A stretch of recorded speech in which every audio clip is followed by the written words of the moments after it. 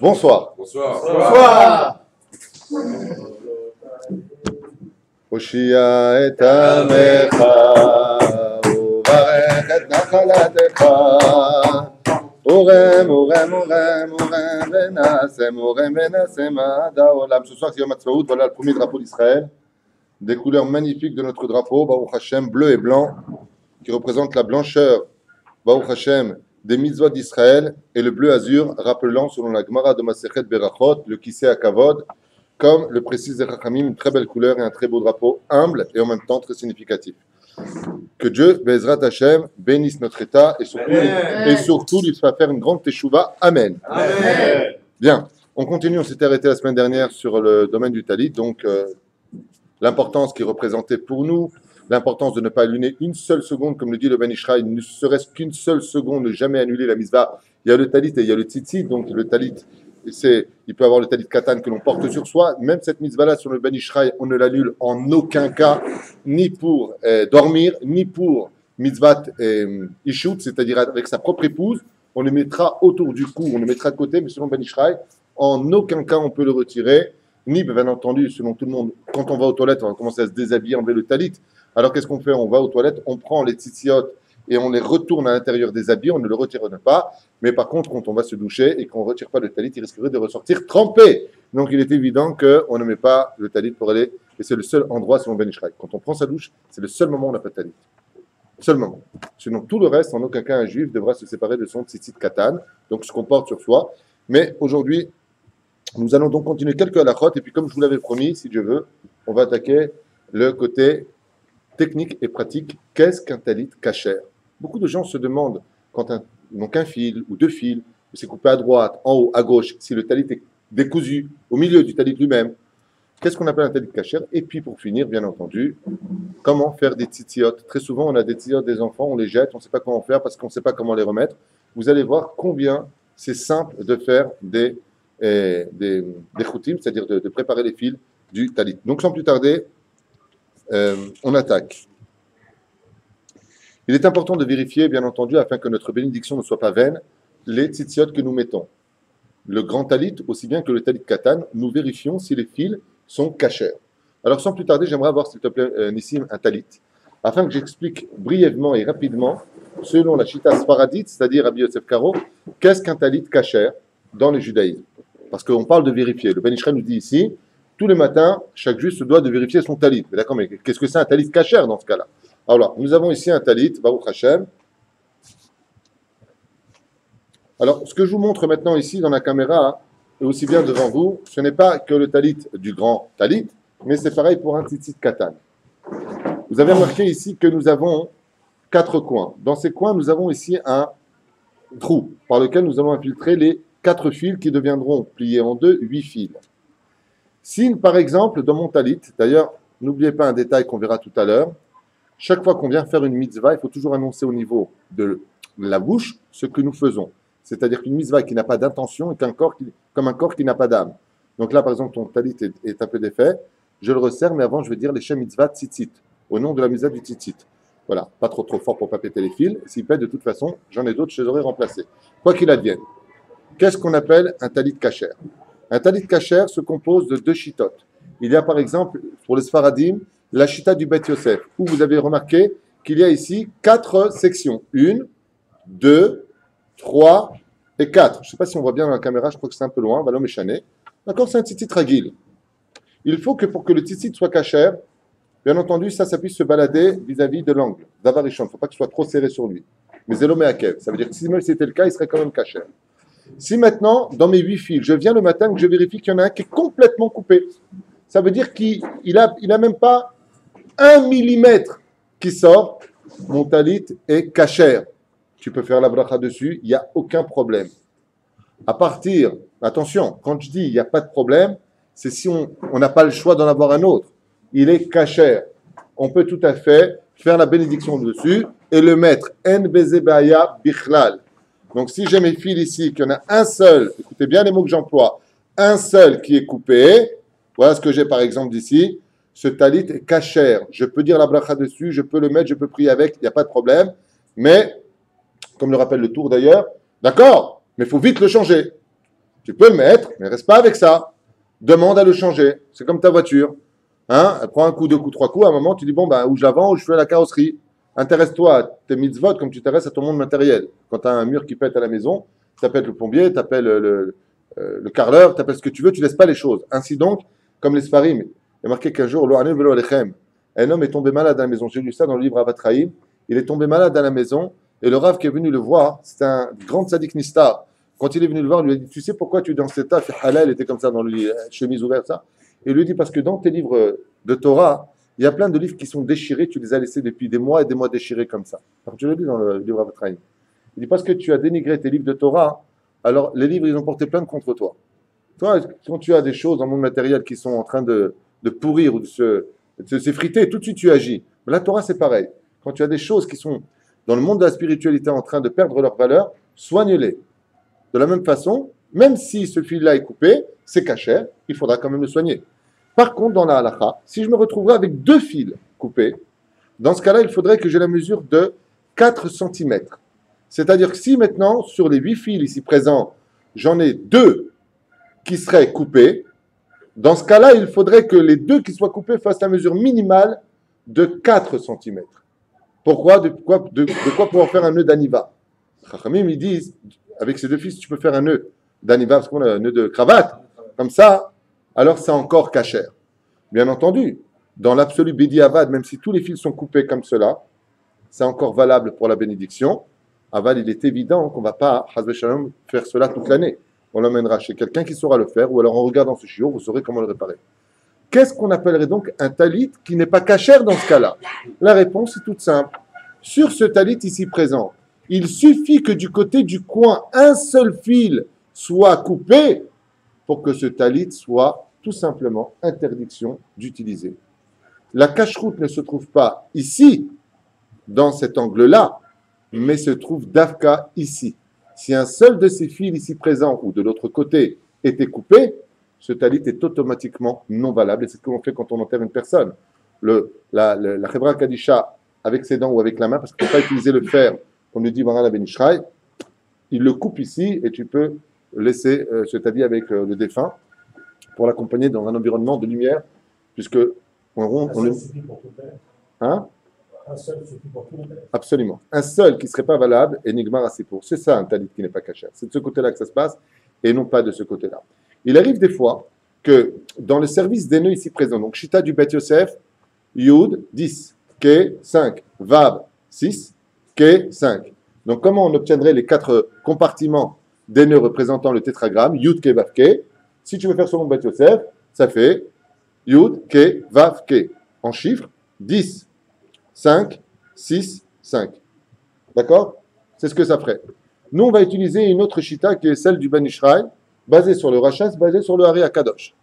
Lui qui sera composé sur ce qu'on appelle justement le talit, dont les premières lettres font le mot tal, qui veut dire 39. Alpi Kabbalah, si on veut vraiment faire les talitotes selon notre chita à nous, comme nous on les a tous, on va utiliser une autre façon de faire. Et cette autre façon sera donc de diviser 39 en 4 compartiments. Et ces 4 compartiments qu'on va utiliser, on va les placer selon l'ordre suivant, Alpisod. 7, 8, 11 et 13. Calcul, 39. Gematria, Tal. Bezrat Hashem. C'est clair? Comme je vous avais expliqué dans le jour d'année, c'est quoi Talit? C'est les lettres du mot Tal Kadosh. Moudou Kadosh. Talit, c'est Yud, Taf, Basov. Gematria 410. Gematria Kadosh. Tal, ce sont les ksharim. En faisant ces ksharim-là, avec les kavanot au minimal de dire l'Eshem Mitzvah Tzitzit, nous obtiendrons, Bezrat Hashem, ce genre de talit. Alors, Alpi Alacha, imaginons maintenant que ici même, dans le compartiment du centre, du milieu, premier, deuxième, troisième ou quatrième, les fils se soient défaits. Est-ce que j'ai le droit de faire ma bracha dessus? Ouais. Tout à fait. Zéloméakel. Même si, parce qu'il serait un peu trop utilisé, ou on n'a pas fait attention, peu importe, on ne saurait pas les réparer, même si maintenant, ici même, les fils ne seraient pas bien serrés, ils commenceraient à se lâcher ou on ne définirait pas en comptant qu'il y en a 10 ou qu'il y en ait 7 selon l'autre chita, en commençant par Yud ou en commençant par 7, ça dépend. On a le droit quand même de faire la bracha dessus, mais toujours dans les mêmes conditions où, Tov, tu ne savais pas, mais dans les 2 jours qui arrivent, voire le lendemain, tu commences déjà à le réparer. D'accord? Mais aval zenomeakev. Quand je dis le omeakev, ça veut dire que ça n'empêche pas de le rendre kasher et de dire la bénédiction. Donc voilà. Ça, c'est un talit, et bien entendu, on doit le vérifier tous les matins. Aussi bien notre tzitzit katan, à qui c'était Nessim Bechabot. Donc aussi bien le tzitzit katan, le talit katan, que le talit gadol, ce que nous devons porter sur soi. Je rappelle que quand on fera, nous les Sfaradim, la bracha sur le talit gadol, on sortira aussi le tzitzit katan que nous avons sur nous. Alors sans plus tarder, celui-là, c'est une shita ashkenaz, certainement. Moi, je ne m'occupe pas du monde ashkenaz, que Dieu les bénisse. Je m'occupe de notre monde à nous, les Sfaradim.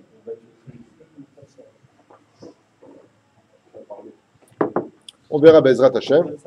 Alors, pour cela, il faut avoir, première chose, quand on achète un talit, c'est bien d'abord de faire les mitzvot soi-même. Vous savez que Rabbi Chia alav shalom a eu un mérite hors du commun. Pourquoi? Rabbi Chia n'a jamais acheté une mitzvah quand elle était déjà faite.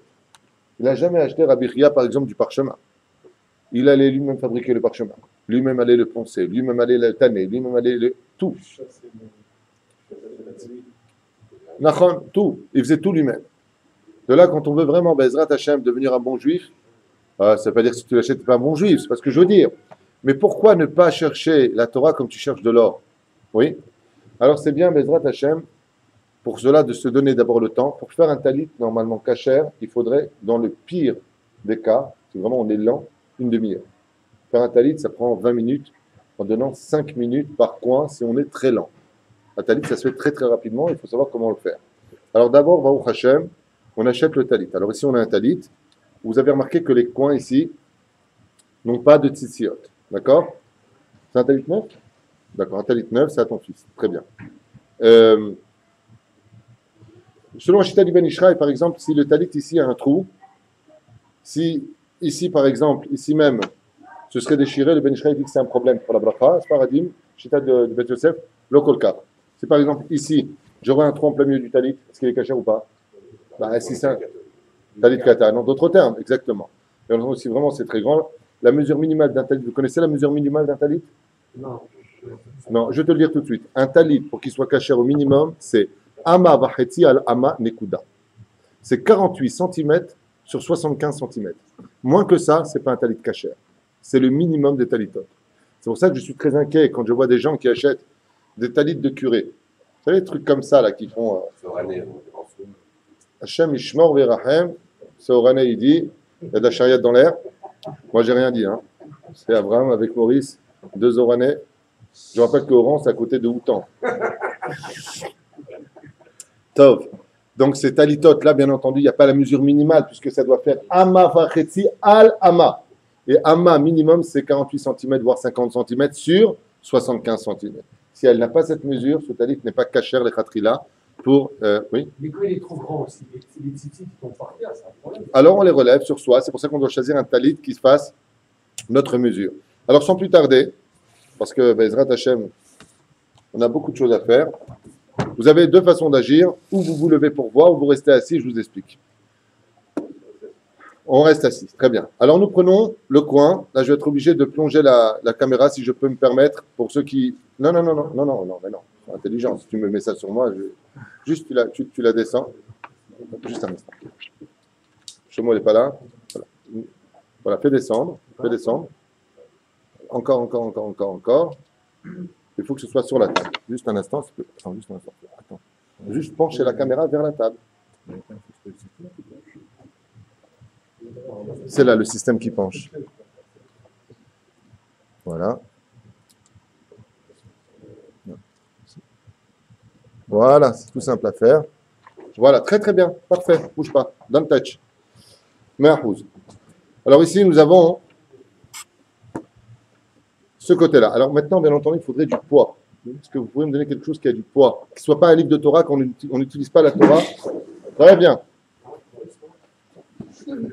Maurice, excellente idée. On a l'idée de Maurice. Quelque chose qui a du poids, Maurice. Voilà, on va prendre une tzedaka par exemple, on va la poser là-bas. Bien, regardez bien, c'est très important maintenant de voir et de comprendre. Quand vous achetez les fils, il faut que ce soit tsemer et chelim, 100% tsemer.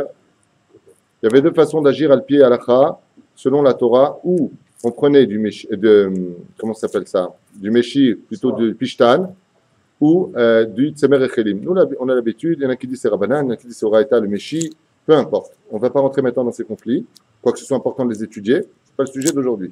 Bien. Vous avez remarqué ici qu'on a un tube de fil. Alors, on va déjà le démêler. J'ai l'impression d'être dans une émission, tu sais, quand on prépare la bouffe, là. Alors, on prend les œufs. Voilà. Première chose à observer. Nous avons déjà, pour séparer, 4 fils, dont la longueur est plus longue que les autres. D'accord? Je crois qu'on va reculer un peu la caméra, parce que là, il va falloir que je bouge à chaque fois et ça m'ennuie de... Voilà, je pense que c'est un peu mieux. Exactement. Voilà. Première chose à faire, les démêler. Ça tombe sur moi. Voilà. Une fois qu'on les a démêlés, c'est du direct, hein, je me rappelle, voilà, exactement, c'est du direct. La Régine, voilà. Donc, on va en prendre maintenant. Combien je dois prendre de petits fils d'après vous? 3. Qui dit 3? Heureusement que Maurice est là. On voit que Maurice, le Gaba, est un pro, parce que si vous en prenez 4 avec le grand, ça fait 5. Donc, on en prend tout simplement 3 petits et un grand. Donc, vis-à-vis des fils, voilà ce que ça nous donne. On peut séparer les autres. Ça nous fera la chose suivante. Quand on passe, donc devant la caméra, je ne sais pas si vous voyez, là, nous avons le début et on passe comme ça, vous avez la fin. Je ne peux pas travailler comme ça, ce n'est pas possible. Donc les gens ils voient, mais ce n'est pas possible parce que c'est proche, c'est loin.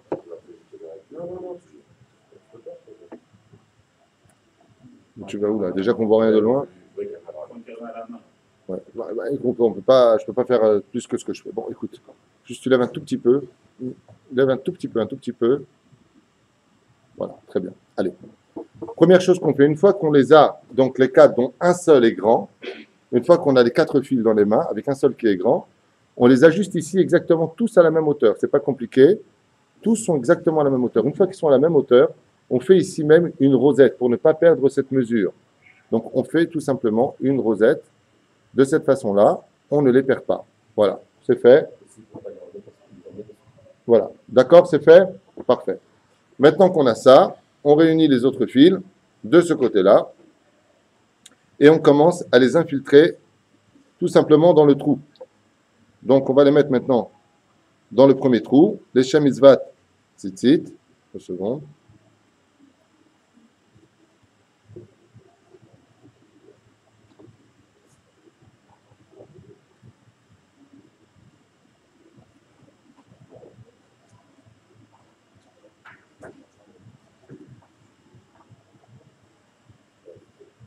Voilà. Vous avez remarqué que maintenant, voilà ce que nous obtenons. Si vous avez remarqué, on a fait passer les 4 fils, d'accord, de chaque côté ici. Une fois que c'est fait, il va falloir que je les ajuste. Alors, comme je vais les ajuster, je vais essayer d'ouvrir ça des attachés, d'abord et avant tout.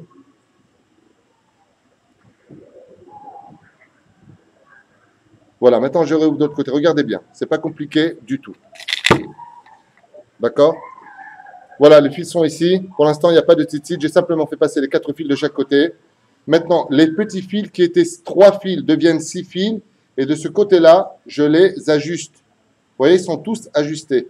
Maintenant qu'ils sont ajustés, je peux me permettre de fermer mon premier nœud en disant la mitzvah, les Shem mitzvah tzitzit. N'oubliez pas qu'à chaque fois que vous faites un tour, vous raccourcissez automatiquement celui qui fera le tour. Donc, quand vous faites un tour avec celui-là, pensez à faire l'autre tour avec l'autre pour que ça, chaque fois, ça s'équilibre. On est bien d'accord? Donc, premier tour que je fais, les Shem mitzvah tzitzit, je fais ma première rosette. Et où est-ce que je m'arrête? À l'angle. Regardez bien l'angle. Voilà, je suis là. L'angle est ici. Regardez avec moi. L'angle est ici. Nigmar. Combien je fais de 1 ou 2? 2. Le premier, j'ai fait avec celui-là où il y avait les 3 petits. Donc, le deuxième, je veux le faire avec l'autre qui a le grand. Je ne peux pas me tromper. Et voilà. Les Shem mitzvah tzitzit. Et une fois que c'est fait, je ferme jusque-là. Maintenant, si j'insiste, qu'est-ce qui va se passer? Ça va s'enfoncer jusqu'au bout. Donc, une fois que j'arrive là, je rapproche mes doigts, mets mon doigt derrière ce premier nœud et insiste. Et là, il n'y a aucune chance qu'il recule en arrière. Vous regarderez le coup. Je ne peux pas faire plus que ce que je fais. Je suis désolé. Je n'ai pas les moyens d'avoir la caméra la plus sophistiquée pour cela. Et c'est bien dommage. J'espère que tout le monde voit. Voilà. Maintenant, je viens de créer mon premier kécher sur lequel je vais tout construire. Maintenant que c'est fait, il me suffit maintenant, Bezrat Hashem, de prendre ce grand fil conducteur. Ouais, j'ai un fil conducteur ici. D'accord? J'ai mon fil conducteur et je les sépare. On est bien d'accord, il y en a 3 et 3.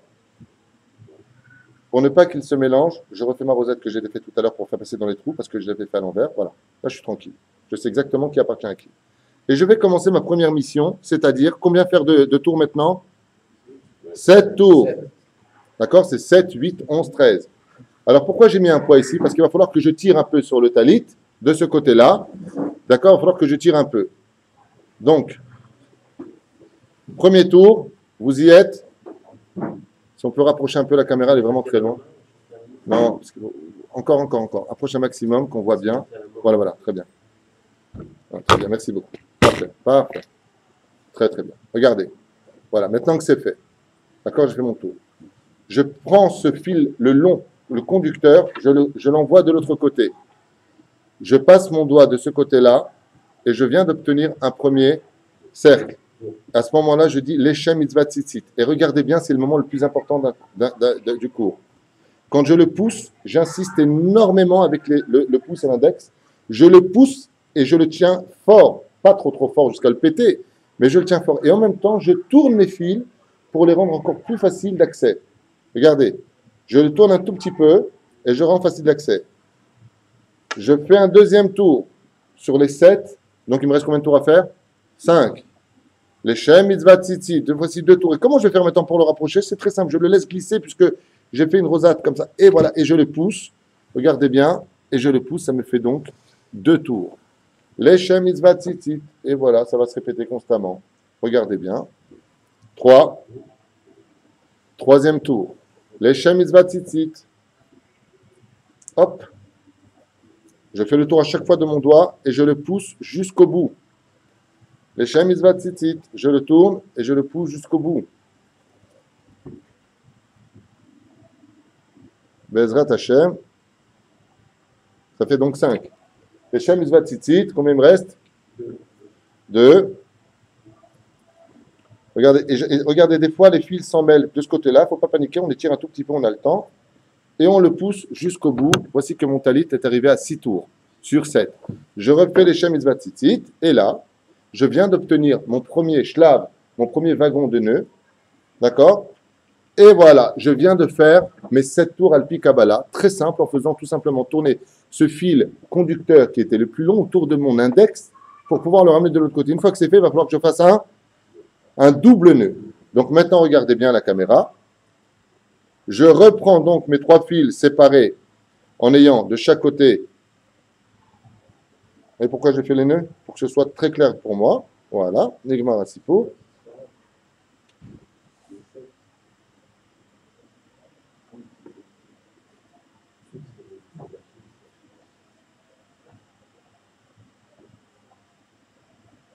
Quatre et 4. Comment est-ce que je fais pour les séparer? Le fil conducteur ira toujours du côté où il y en a 3 pour que de chaque côté il y ait 4 et 4. Donc là, j'ai 4 et 4. Une fois que c'est fait, je fais exactement la même chose. Regardez de ce côté-là comment je peux le reconnaître. J'ai fait une rosette, vous vous rappelez au début. Donc là, maintenant, c'est la rosette qui va faire le premier tour du premier nœud. Les Shem Mitzvah Tzitzit. Et pour que ce soit parfaitement équilibré à la fin, je fais l'autre qui a le fil conducteur le plus long, les Shem Mitzvah Tzitzit. Et je vais maintenant pouvoir m'engager dans le deuxième wagon pour un chiffre de 8 tours. Est-ce que c'est clair? Et à chaque fois, regardez ce que je fais.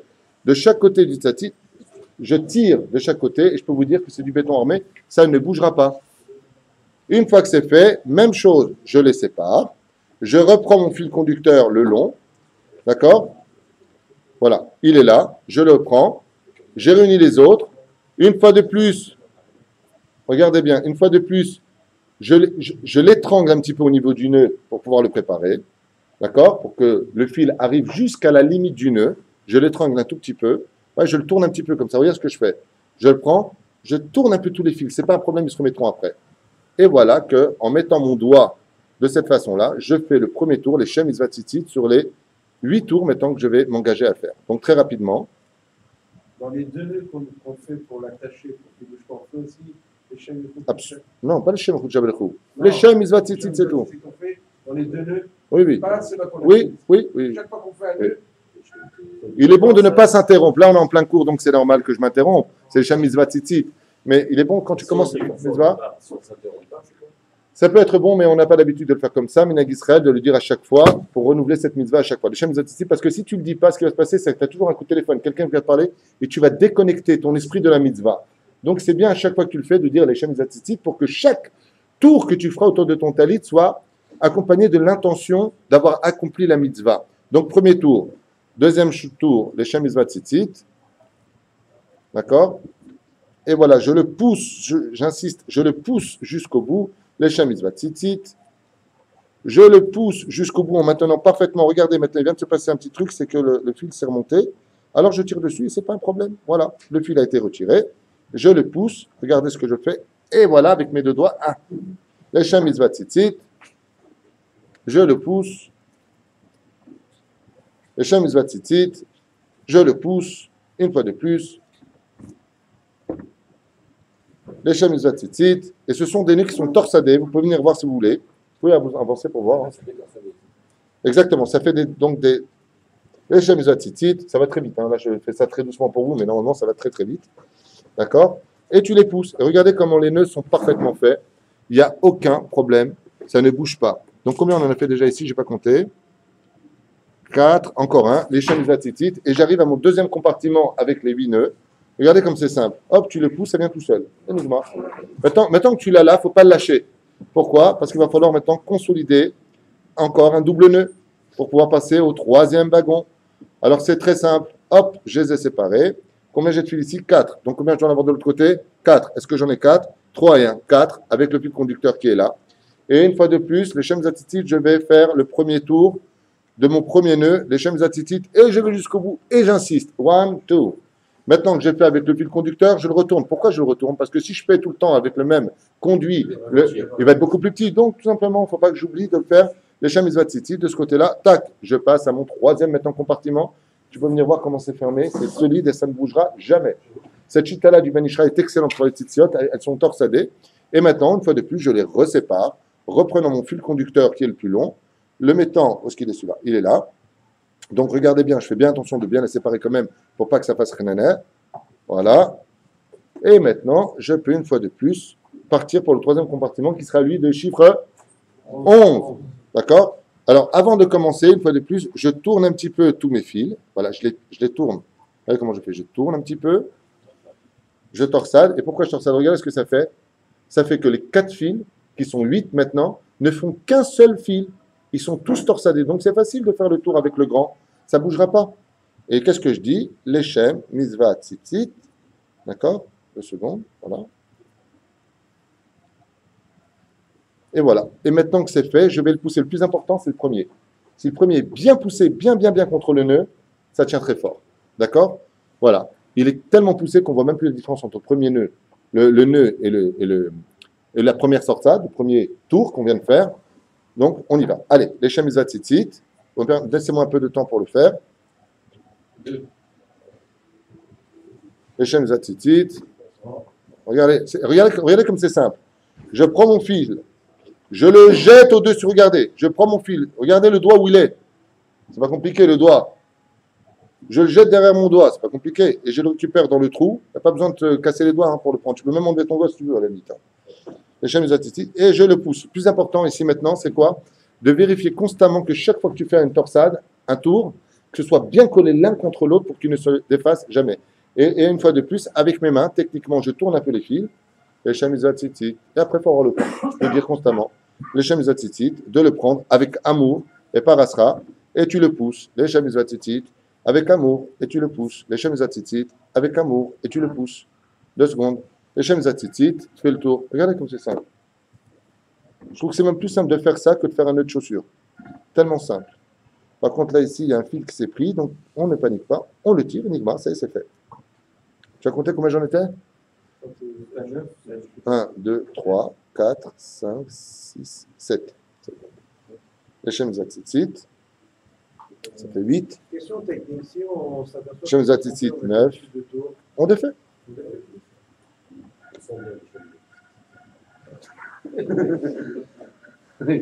Maurice Ichari, hein.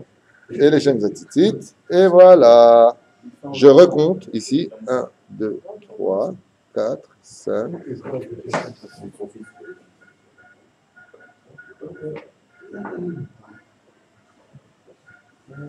J'ai du mal à compter, 2 secondes. 2, 3, 4, 5, 6, 7, 8, 9, 10. Et Shem Zatzitzit est le dernier, 11. Voilà. C'est le 11e qui me manquait. Et voici, messieurs, que je viens de finir mon 3e compartiment. Bezrat Hashem, je ne sais pas qu'on voit, je suis désolé de ne pas avoir une caméra de qualité. Hein? Compartiment, c'est pareil, c'était lourd. Top, allez. Ah là là là là. En direct. Je ne suis pas là pour mon honneur, moi je reste naturel, je ne joue pas au grand ni au petit, je suis ce que je suis. Top. Voilà, maintenant, j'en ai fait 3, parfaitement fait, avec les kavanot Bezrat Hashem. Il va falloir que je fasse une fois de plus mes tours. Donc 4 et 4 à chaque fois, parce que des fois il peut se passer que par erreur, le long fil passe du côté où il y en a déjà 4, donc ça ferait 5. Et d'un coup, quand on vient pour refaire les nœuds, il y a un déséquilibre au niveau des nœuds.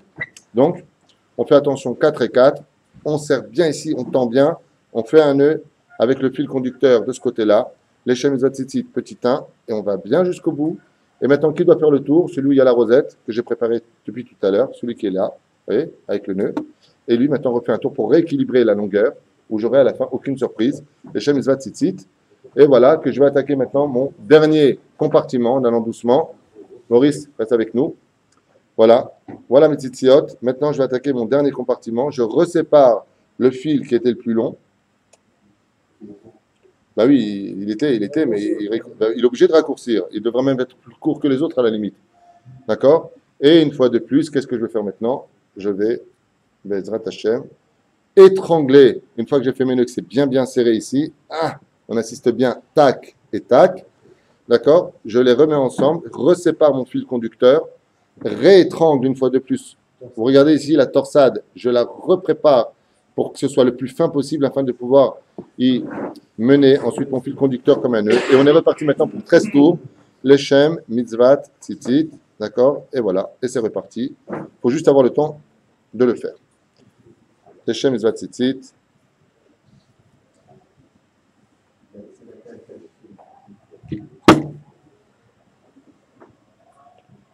Voilà, Leshem, mitzvat, tzitzit.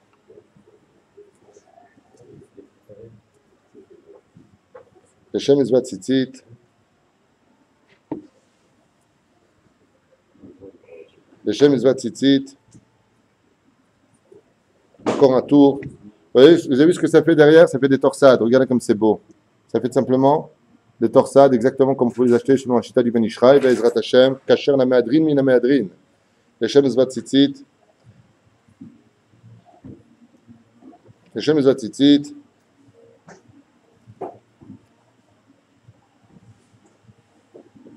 Leshem, mitzvat, tzitzit. Leshem, mitzvat, tzitzit. Leshem, mitzvat, tzitzit. J'en ai combien ici? 2. J'arrive pas à voir avec la lumière.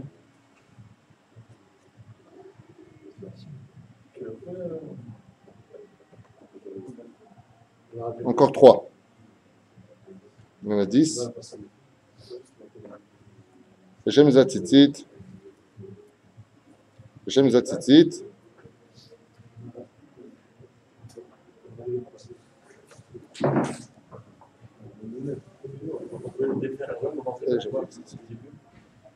Est-ce qu'on peut le défaire et recommencer? Ouais, tu feras ça chez toi à la maison tout seul. Et voilà. Maintenant que j'ai fini mes 4 compartiments, une fois de plus, avec ma rosette, je fais un tour.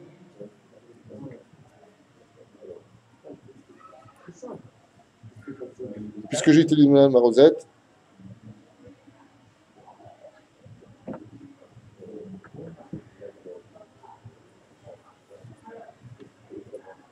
Et voilà. Maintenant, une fois que c'est fait, j'ai fini.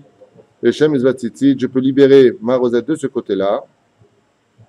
Et j'ai Baruch Hashem, un talit qui vient d'être fait rapidement, exactement comme le demande la halakha. Ces coins peuvent circuler et passer de l'autre côté. La mesure est parfaite, les coins sont parfaitement faits. Et je ne sais pas si vous voyez, Baruch Hashem, on vient de finir un premier pan. Je vous rappelle que les 4 coins du talit représentent le Yud, le He, le Vav et le He, la Kadosh Baruch Hu. Et nous avons ici, Baruch Hashem, solide comme roc, Bezrat Hashem, notre premier tzitzit. Il y en a qui ont l'habitude de faire pour ne pas que ça se défasse, des petits nœuds à la fin. Alors, des petits nœuds, c'est très important de le faire, si vous voulez, parce que ça empêche le talit de pouvoir, s'ouvrir. Mais par contre, ce qu'il faut faire très attention, c'est que très souvent, les gens, quand ils mettent le talit, ils le jettent derrière eux. Et ça arrive souvent, piste d'atterrissage, dans le blanc de l'œil, ou des fois l'œil de la personne, bichlal, et la personne a très mal, il a un œil rouge. Il faut faire très attention de regarder derrière soi avant de mettre le talit, surtout quand il y a des nœuds, parce que ça devient une fronde. Ça devient vraiment, c'est très très douloureux. Donc voilà, on peut faire des nœuds à la fin. On vient de finir ce premier pan. Tu peux venir constater à Cher, c'est à toi, salut ta femme. Voilà, tu peux venir le voir. Il est tout simplement Kacher la Madrine, Mina Madrine, Bezrat Hashem, dans ce domaine précis. D'accord, Il s'agit de la laine. La laine, il faut que ce soit en laine. En laine, c'est deoraita, et mitzvah taseh mi deoraita, et mitzvah meuderet beyoter, ou en laine ou en pishtan, puisqu'il y a marqué beged pishtan, ou beged semer. C'est deoraita. Le reste, il y en a qui disent que c'est le michi, il y en a qui disent que c'est des rabbanan, qui disent que c'est deoraita, c'est le marloquette. Alors, quoi qu'il advienne, voilà. Nous avons ici ton premier talit. Je vous laisserai vous entraîner pour le reste. Qu'est-ce qui se passe? Non, ça, c'est vous qui allez le faire maintenant. Chacun prendra un coin, vous le ferez? Non. D'accord? Toi, j'ai compris que tu voulais changer ton talit. J'ai vu que ton talit n'était pas de bonne qualité au niveau des franges. D'accord? Il m'a dit que c'est. Alors voilà, je t'offre les miennes. Ça, c'est Sgana Fine. C'est Kachar Mahadrin et c'est plus épais que ça. C'est pour son fils, apparemment. Voilà. Regarde, Hacher, tu peux constater. Baruch Hashem, tu vois, regarde, il est parfaitement fait et il ne se défera pas. Comment on fait les Shemzat Tzitzit? Tu finis avec ça et ça. Regarde, touche-le avec la main. Et voilà. Vous avez obtenu, Bezrat Hashem, ici, un talit que j'ai pris beaucoup de temps pour faire, pour expliquer doucement, mais il faut à peine 3-4 minutes pour le faire. On va en faire, mais on va les kilos en. Bezrat Hashem. Bezrat Hashem. Bezrat Hashem. Top, messieurs, s'il vous plaît, remettez ça à sa place. Mettez ça à sa place. On reprend l'étude de la Torah. Voilà. Hacher, c'est à toi. C'est parlé. C'est bon la recette? Oui, tout est bien. Bezrat Hashem. Top, quoi? Le Ben Israël et le Ben Yosef, il n'y a pas de différence entre les films. C'est la même chose. Pour les films, même non, il n'y a pas de problème. On se doit de dire la bénédiction quand on achète un talit de Shehayanu Viki, Yemanu Vihigianu, Lazeman Azeh. Chose que l'on ne dira pas par contre pour la mise des téphilines. C'est pour ça qu'il est très important de posséder, si Dieu veut, un fruit ou un nouveau vêtement quand on met des téphilines pour y pouvoir déposer sa bracha dessus et la tête des Hova et ta téphilines chez Baroche. Alors, le Ben Ishraï dit, qu'est-ce qui se passerait quand on aurait le talit gadol sur soi et qu'on irait aux toilettes? Vous savez que si le talit tombe par inadvertance de nos épaules, sans que tu l'aies fait exprès, quand tu le remets, normalement, tu dois refaire la bracha dessus. S'il a glissé de par lui-même, tu devras faire la bénédiction dessus. Top, c'est une des marim qui est fait. Mais par contre, voilà ce qu'il nous dit Isaïe. Voilà. כדי להיכנס לבית הכיסא ובשביל העסק אחר, או לדעת לחזור לבשו מיד, אין צריך לברך עליו שנית. Mais si par contre tu enlèves ton talit, c'est une mahlouquette aussi étant dit, pour aller, juste le relever un tout petit peu je crois, si tu enlèves ton talit pour, comment dire, encore, Néophi, encore, reculer un tout petit peu, Todaraba. Si tu enlèves maintenant ton talit pour aller au bête akissé, c'est-à-dire pour aller aux toilettes, étant donné que tu l'as enlevé dans l'intention de le remettre, même s'il y a ici ahdat, parce que quand tu es aux toilettes, tu ne peux pas penser à la mitzvah, ça fait que barchot laquelle, quand même mahlouquette dessus, Maral Menchre, il dit, on ne refait pas la bénédiction dessus. On ne fait pas la bracha. Pourquoi? Parce que ça s'appelle enlever son talit dans l'intention de le remettre. D'accord? Quoi? Ah, avec le tzitzit katan, on a le droit de rentrer aux toilettes. On a le droit de rentrer aux toilettes. Pourquoi avec le talit gadol, on n'a pas le droit de rentrer? On n'a pas le droit de rentrer aux toilettes. Parce qu'il est plus miouad pour la prière. Je t'explique.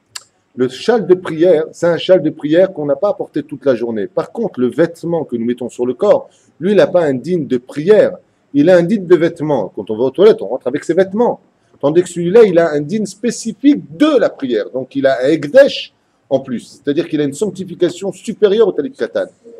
Les Ashkenazim, hein, il n'y a pas écrit le nom de Dieu sur un talit.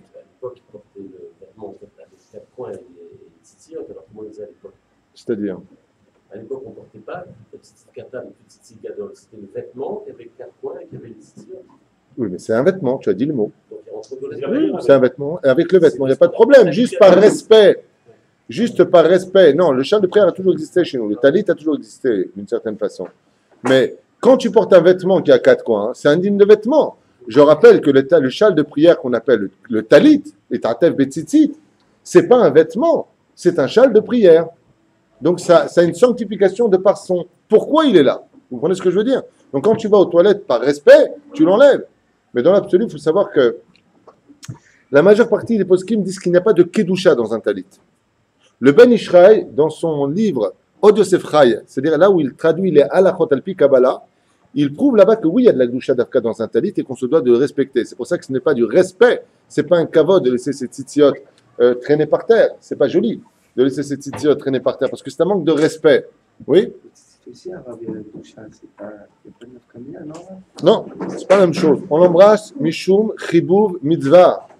Le fait de l'embrasser, ce talit katan qu'on a sur soi, c'est mishum, chibouv, mitzvah.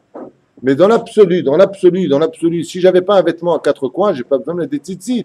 Nous allons provoquer d'acheter un vêtement à 4 coins sur lequel nous allons mettre des 4 tzitzit pour avoir la mitzvah de la Torah. D'accord?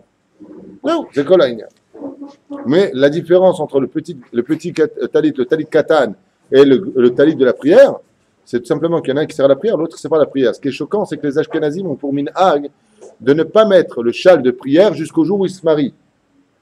Jusqu'au jour où ils se marient. Baba Saleh avait l'habitude de crier contre ce minhag et il disait: je ne comprends pas comment ils attendent de se marier pour mettre le châle de prière. Qui leur a dit qu'un jour ils se marieront?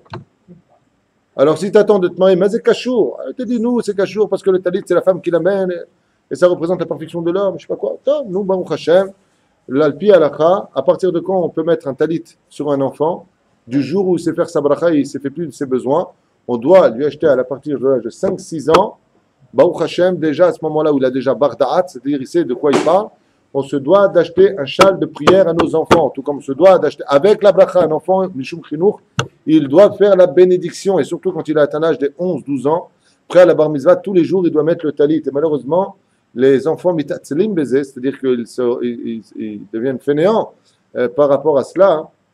Ils ne prennent pas les choses au sérieux, mais il faut qu'ils mettent Bezrat Hashem, les habituer au port du talit. Alors quand ils sont tout petits, c'est pas très grave, mais une fois qu'ils sont Bezrat Hashem dans un âge de comprendre, chaque père se doit d'acheter un talit, un châle de prière à son fils pour l'habituer, Bezrat Hashem, à porter ce merveilleux vêtement qui est un cadeau du ciel. Question pratique sur le katan. On peut le porter sur la peau, sur un t-shirt. Alors, c'est une excellente question. Le Ben Ishra y répond, mais pas ici, beaucoup plus loin, si je me souviens bien.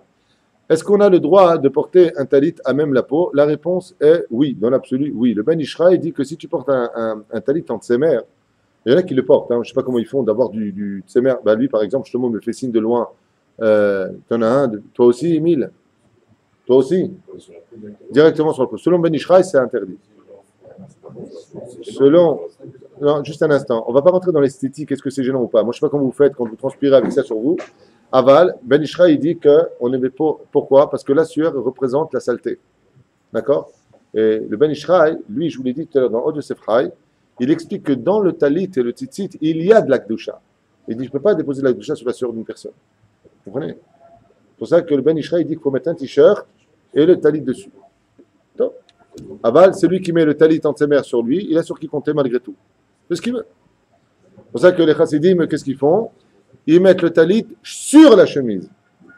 Sur la chemise. Il n'est pas sur la peau. Ils mettent le t-shirt, ils mettent la chemise, ils mettent le talit en laine sur la chemise.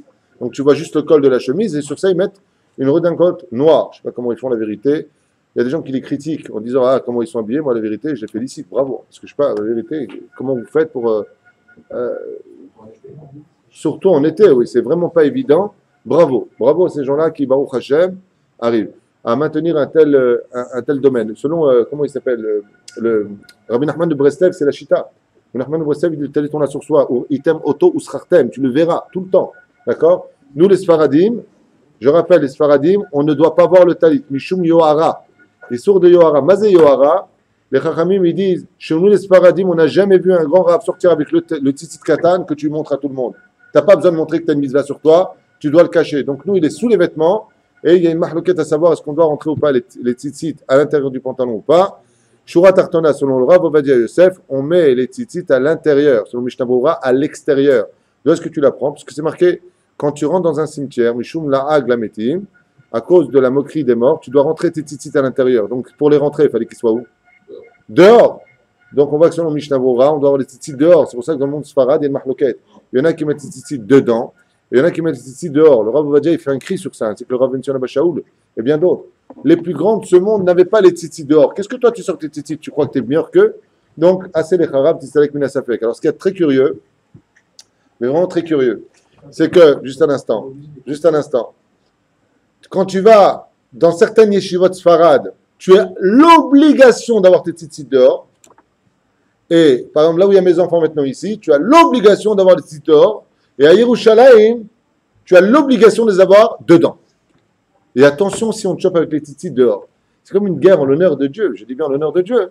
C'est pour ça que le mieux dans ce cas-là, comme tu as sur qui compter dans les deux cas, même si le Rav Odia il dit non, ma pitov, mon Rav, mon propre Rav, Rabbi Udassat, le Rav Ezra, qui était le maître des maîtres de tous les centimètres, il n'avait pas les tzitzit dehors. Toi, tu es mieux que lui, tu les mets dedans.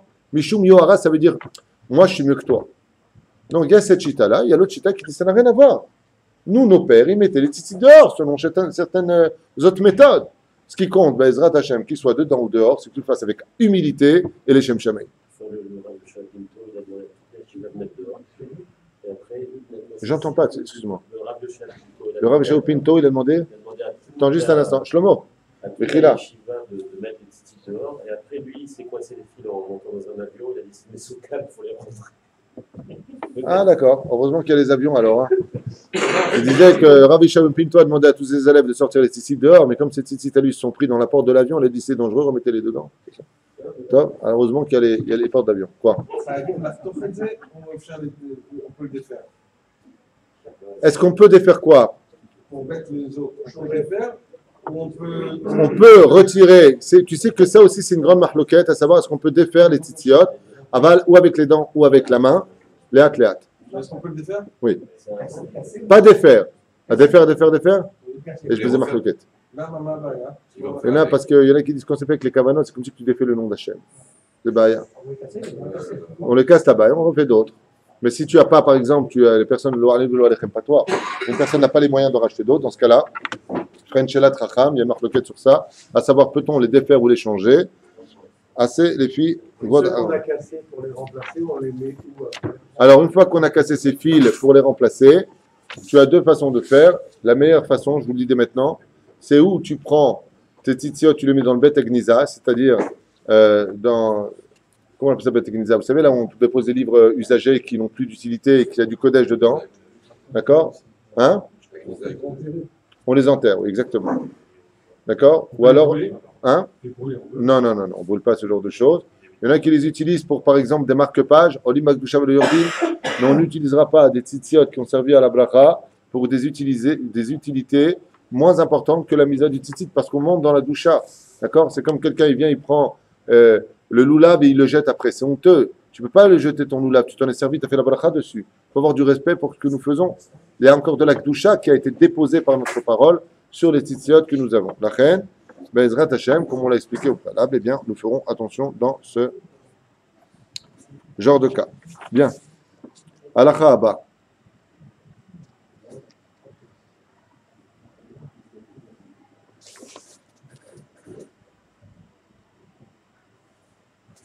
Un talit qui n'a pas quatre coins, automatiquement sera quitte des tzitziot.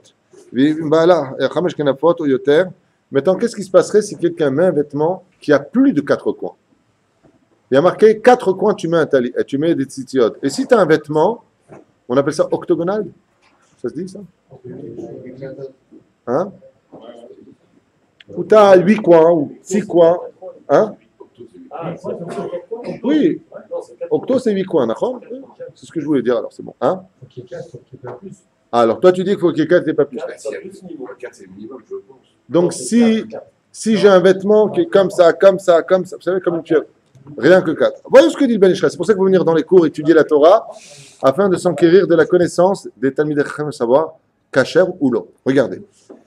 Talit she'en ba arba kanpot, il n'y a pas 4 coins, pas de tzitzit. Ptura mitzitzit. Ve'im hi ba'alat 5 kenafot o yoter. Maintenant, il y a plus que 4, il y a 5, il y a 6, il y a 8. Chayevet. Et lesquels tu vas mettre dans ce cas-là? Est-ce que tu en mets, donc si tu as 6 coins, tu vas mettre sur les 6 coins? Non. Tu choisis 4 coins des 4. Ce qui compte, c'est que toujours 2 devant et 2 derrière. Donc, selon Maran Ben Ishraï, même si le minimum, en fin de compte, c'est 4, mais plus, ça ne dérange pas. Et lesquels on va mettre les tzitziot? 2 devant et 2 derrière. D'accord? C'est pour ça que s'il y a des juifs au Mexique, il faut faire très attention. Parce que là-bas, le vêtement, c'est le poncho. Et le poncho, il a 4 coins. Donc le poncho, il doit avoir des tzitziot. On passe inconnu. Ah, Émile se réveille. Et miatil arba kanfot bilvad, Isaël aniach hutim barba kanfot ameruchakot zomizo. Alors le Ben Ishraï dit, et si tu as plus de 4 coins, tu devras choisir les plus éloignés des coins l'un de l'autre, pas les plus proches. Vous avez compris? Par exemple, imaginez maintenant que j'ai un coin et un coin. Moi, je pensais que je pourrais le mettre là, les 2 d'ici. Non, tu dois les mettre les plus éloignés de devant et les plus éloignés de derrière. D'accord? Les plus éloignés l'un de l'autre.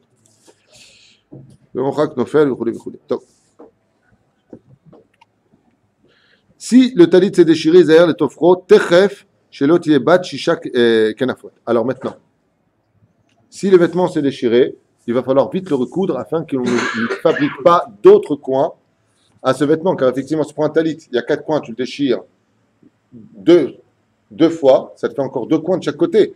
Il va falloir, Bezrat Hashem, vite le recoudre, comme il explique ici clairement. Ma?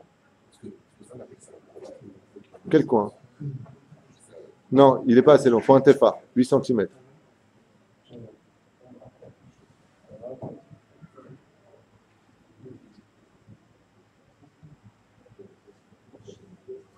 Elou, Ayudbet Gedulim, chez Israël, à Sotam Barba Gedulim, Gedil Shmona Gudalim Ana. Et Moussif Elana, Ekshor Hachakut, Sitzit, Kedeshilo Itpardou, le second,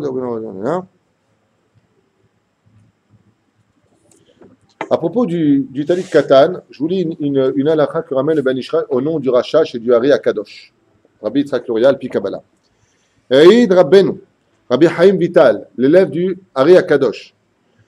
Que le Rabbi, son Rav, c'était le Hari Akadosh, Aya Noag Laasot Betalit Katan, Davka, Shte Nekavim Smuchim Zelazé. Je peux avoir un coin de talit? Un coin de talit, un talit s'il vous plaît. Voilà, je te remercie. Je m'explique. Vous voyez, ici, dans le coin, dans ce coin-là de ce talit-là, combien j'ai de trous ici? Un seul. Vous le voyez, il est là. D'accord? Un seul talit. Un seul trou, pardon. Selon le Hari Akadosh, il fallait qu'il y ait 2 trous. Et non pas un seul trou par lesquels on va passer le talit et le ressortir de l'autre côté pour qu'il soit attaché ici selon la Kabbale, selon le sod de l'étude. C'est là. Ken nekudat serré. Pour que ça fasse en fin de compte quelle voyelle? Serré. Mazet serré, c'est un point à côté de l'autre. Pas un point l'un en dessous de l'autre, un point l'un à côté de l'autre. Comme et, serré. Barba Kampot. Vaya motzi chute atzitzit derech shne anekavim, aem, באופן שיהיו שני קצוות חוטי הציצית ומתגלים לצד זה מזה מן החיצון. Donc il est passé dans les 2 trous pour le faire. והיה עושה כן בטלית גדול. Mais ça, il ne le faisait pas pour le grand talit, il le faisait que pour le tzitzit katan. Les 2 trous, que pour le tzitzit katan, pas pour le grand talit, pas pour le châle de prière, uniquement pour le talit katan. Mais par contre, l'élève, Rabbi Haïm Vital, lui, ne faisait pas et ne mettait pas en pratique cette même shita, cette même façon de faire. Il n'est pas conseillé de déposer son talit sans le plier pendant la nuit, dit le Ben Ishraï. Car vous savez que dans le talit, il y a le mazal de l'homme. Dans un talit, un châle de prière, il y a, je parle le grand talit, hein, il y a à l'intérieur le mazal de l'homme. C'est pour ça qu'on ne doit pas laisser un étranger plier notre talit. Même notre copain, ça n'a rien à voir. Pourquoi? Pardon? Notre femme. Mahlouket. On va y arriver justement, c'est une question que j'avais prévue. Oh, il fait Shabbat, c'est une grande mahlouket aussi dans les Rishonim, à savoir est-ce qu'on doit plier alors il y a des conditions. euh, euh, dans le Shulchan Aruch, il faudrait qu'il soit neuf pour ne pas pouvoir le plier, qu'il soit tout blanc et ainsi de suite. Il a peut-être été utilisé avant, alors dans ce cas-là, est-ce qu'on peut le plier ou pas parce qu'on fait des kipoulim. Mais Shura Tartona, pour ne pas t'embrouiller, on a tout à fait le droit de plier son talit pendant Shabbat. Il n'y a aucun problème dans ce domaine, même si effectivement il y a une marloquette, tu as sur qui compter. Il y en a qui le laissent déposer comme ça, et seulement Motzei Shabbat ils le plieront. Aval, nous les Sfaradim, on peut tout à fait le plier et le mettre à sa place pendant Shabbat Kodesh, Ve'en Davnin de Chol. Pendant Shabbat, ce n'est pas un travail de Chol que nous ferions pendant Shabbat. Bien. Et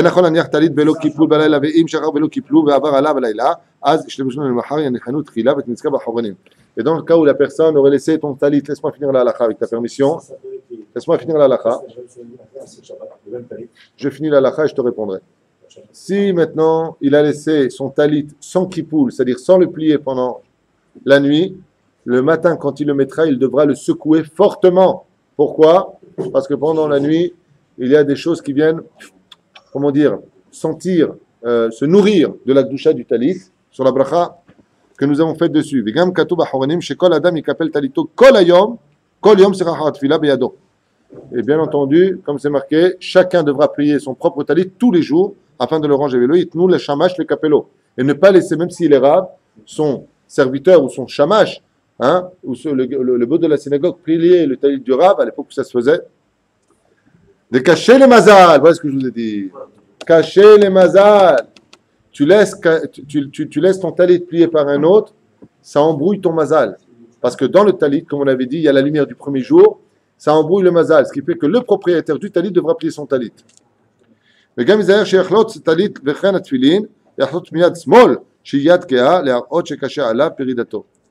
il enlèvera pareil avec la main gauche, qui est la main faible, pour enlever son talit par exemple, avec la main gauche, et c'est avec la main gauche, pourquoi? 2 secondes, laisse-moi finir là. Pour montrer que, comme c'est la main gauche qui est faible, qu'avec faiblesse on veut retirer cette mitzvah de nous, pour montrer combien on est attaché à cette mitzvah. Comment je t'écoute? Si j'ai qu'un seul talit, je prie avec Shabbat et la semaine. Ça ne s'appelle pas prier pour le rôle. Prier pour le rôle. Non, non. Mais par contre, ce que je te conseille vivement, Bezrat Hashem, c'est de mettre de l'argent de côté pour t'acheter le plus vite possible un talit pour le Shabbat, car il y a un ekdesh spécial d'avoir le talit du Shabbat et le talit du Chol. C'est très important d'avoir un talit pour le Chol et un talit pour le Shabbat. Maintenant, effectivement, ta question tient debout, parce que si j'avais qu'un talit que pour le Chol, et que je le mets aussi pendant le Shabbat, d'accord? Étant donné que toute la semaine, j'ai l'habitude de le plier, tu as sur qui compter, il n'est pas neuf, il n'est pas tout blanc, ainsi de suite. Tu pourrais quand même malgré tout le plier. Maintenant, si vraiment tu le fais dans l'intention de l'avoir pour le lendemain, comme le Sefer Torah par exemple, quand on lit un mincha de Shabbat, le Sefer Torah, et qu'on roule, bien entendu avec des gants ou avec une mitpahat, comment on appelle ça, une mitpahat, un foulard, le Sefer Torah, on ne pose jamais ses mains sur le rouleau du Sefer Torah, comme c'est marqué dans Psachim, il peut avoir de gros dégâts dans les cieux de faire une chose pareille, oui, eh bien, les gens doivent craindre ce côté-là. Les gens n'ont pas de problème, ils viennent, ils posent leurs mains dessus, ils le roulent. C'est pas ton copain, c'est faire Torah. C'est d'ailleurs l'embrasser, c'est autre chose. Eh bien, à partir de là, si. Je veux dire, je suis en chiot, s'il te plaît. À partir de là, si vous pouvez juste rester concentré pour les quelques instants qui nous restent, Bezrat Hashem, on ne peut pas le préparer en le remettant sur la bande où il était juste avant. Pourquoi? Parce que tu prépares pour lundi. Donc ça, c'est interdit. D'accord? Voilà encore deux petites halachot. Une halakha. L'achon est istakel b'tzitzit v'echaven v'etzayer marchavto keilu yesh ba behem chut maret chelet והוא דומה לרקיע, מפני שאותה הערה נפסקה, כמו שכתב רבנו חיים ויטל, נמצא טוב בכוונתו. Donc il y a une mitzvah de regarder particulièrement ce tzitzit en essayant d'y regarder la couleur du chilazon, vous savez, ce bleu azur, en essayant de l'imaginer, afin que ces kavanot soient purs pour l'accomplissement de la mitzvah. Et pour finir, tout à l'heure je parlais avec Nissim, avec Assis Ayakar Vadagoul, sur le tafkid de la femme dans le talit. Alors vous savez que la femme, elle, étant donné que le talit appartient au mitzvot assez de la Torah, Shazman Grama, alors la femme est quitte du port des tefilines et du talit. Elle en est quitte. Elle était là, tu vois, il faut les chercher. Dans ce cas-là, quelle est la mitzvah de la femme pour l'homme? Alors vous savez que la femme, elle est appelée Ezer Kenegdo. La femme est là pour soutenir son mari avec l'aide de Dieu. Bien entendu, on a fait un cours sur l'amour dans le couple. Hein. Ne prenez pas ce que vous voulez de la phrase. L'homme aussi est là pour son épouse, pour la choyer, la gâter, Bezrat Hashem, du mieux qu'il puisse. Mais La femme, quand elle vient pour faire le linge, elle lave les tzitzit des enfants, de son mari. Elle a ainsi un tafkid qui n'est pas moins important que le port de ce talit. Elle devra, Bezrat Hashem, pour accomplir sa mitzvah à elle, le laver, vérifier avant de le plier que les tzitzit soient cachers. Donc il est important d'expliquer à la femme qu'est-ce que sont les tzitzit cachers, pourquoi des fois le matin nous on est pressé, on prend le talit, on le met, on a compté sur notre femme, on n'a pas fait attention, on a un talit qui n'est pas cacher, et des fois on en vient à faire la bracha dessus. Je crois que la femme, quand Bezrat Hashem, comme elle a cette responsabilité du rangement, comme on l'expliquait sur le cours, sur le ménage de Pessah, pourquoi la femme a cette responsabilité d'afkash sur elle plus que sur l'homme, je n'ai pas dit que à elle, mais au moins plus que sur l'homme, elle peut prendre sa mitzvah du talit en préparant à son mari les éléments nécessaires pour que son mari puisse foncer dans le monde des mitzvot. Et c'est avec cela que je vous laisse en vous souhaitant, Bezrat Hashem, une très belle fête de Yom HaAtzmaut, et je finirai avec une dernière phrase sur ce sujet. La fête de Yom HaAtzmaut n'est pas une question à se poser, c'est un état de fait sur le terrain. La seule question qui nous reste aujourd'hui, c'est de savoir qu'est-ce que je fais de ce Yom, de ce beau cadeau que Dieu nous a donné. Est-ce que je l'offre au Satan, Chaz Veshalom, ou est-ce que je l'offre à Torah, Mitzvot, ou Maasim Tovim, comme on vient de le faire? On n'annule pas la Torah pour cela. Au contraire, on étudie encore plus la Torah et on remercie Hachem de nous avoir donné. Je peux finir ma phrase, ouais. Merci. Le lavage des tzitzit, oui, quoi? Est-ce qu'on mélange avec le Oui, il n'y a pas de problème, on peut tout à fait le laver, juste pas avec les chaussettes et les slips, c'est pas joli, mais si vraiment tu n'as pas le choix, tu pourrais dans l'absolu. Mais je déconseille de laver les tzitziot dans la machine à laver, je déconseille, pour deux raisons. La première, c'est que ça risquerait d'embrouiller les fils. Vous savez, ils se plient, même si tu les mets dans des sacs, tu les plies à l'intérieur, dans la poche, c'est bien de les prendre à part dans une bassine, pour la simple et bonne raison, c'est de donner encore un peu un chibouv mitzvah. Vous savez, une femme, son mari la regarde et puis ça veut dire aussi qu'il l'aime. Mais quand il le lui dit avec ses lèvres, ça fait encore plus plaisir. La Torah a besoin d'entendre qu'on l'aime par des gestes et par des mots. C'est pour ça que quand on prend des tzitziot, même si on peut à le pied à la mais dans la machine à laver, c'est bien de les mettre dans une bassine, de les laver à la main.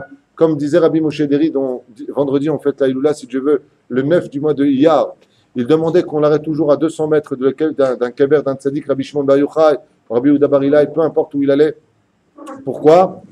Pour avoir le mérite d'aller chercher la mitzvah avec l'effort de marcher malgré son problème cardiaque et sa canne qui lui servait pour avancer, de trimer un peu pour les mitzvot afin d'avoir Bezrat Hashem plus de mérite, comme le disent les Chachamim. Rabbi Chananah ben Akashon.